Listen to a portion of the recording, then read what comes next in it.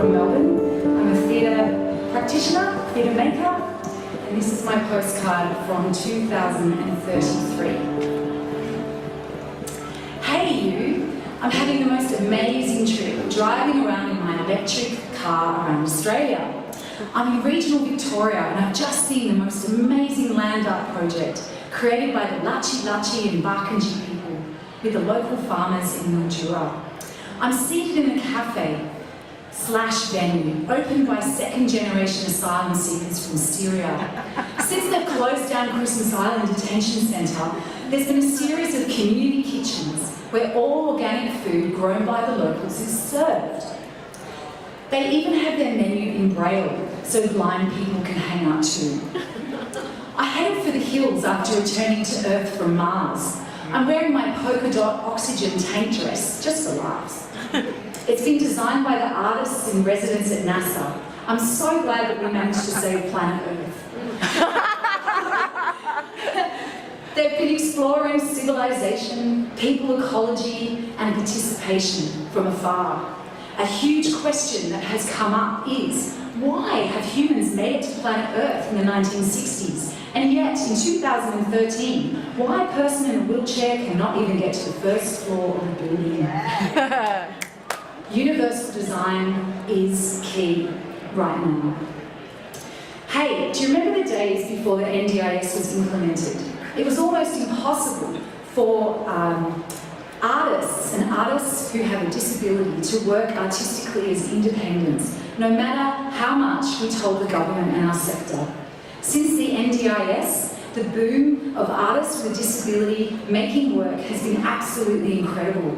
Hey, do you remember the term inclusive arts and how outdated this term was?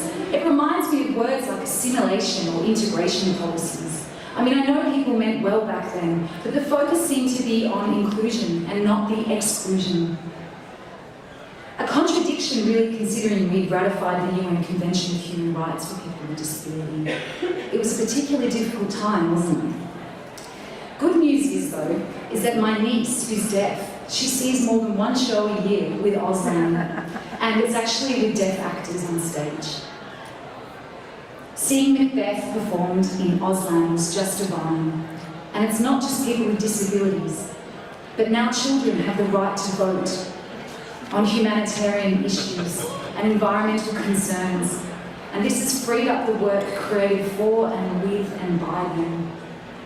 Their vision continues to touch the hearts of adults, reminding them of the children and the rights of those who are not yet born. So anyway, with the internet age, people are craving real connections, live art and rituals. I think people are tired of connecting through that old site, Facebook, or what do they call it, Skype? It's so real now that actually the shows I rehearse at my studio are open to the public. The venue is made of glass, so people can watch shows from the outside, even if they don't want to come in. The Eco Studio actually has been designed by scientists with people who are deaf-blind, so visitors can smell and touch their way through it. There's several sensory gardens in Melbourne now, and even my neighbour Joe has made one, and he's walking around it with a blindfold on. Well, anyway, I'm looking forward to seeing you at the ATF 2033. I'm so happy to say that the people who weren't at 2013 will be there. The ATF is so different now. Culture is understood in so many layers, that being of race, geography, of sexual preference, of gender, of sensory, physical experience, and of spoken and signed languages. I say this to the people who sign, who are not here or accessing this conference.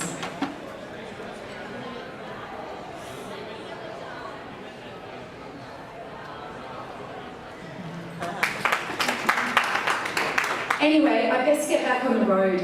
I did notice that all the Form 1 lane signs now have a P and a T, forming one planet on each sign, every highway. It's so great to see that graffiti is still on the rise. Love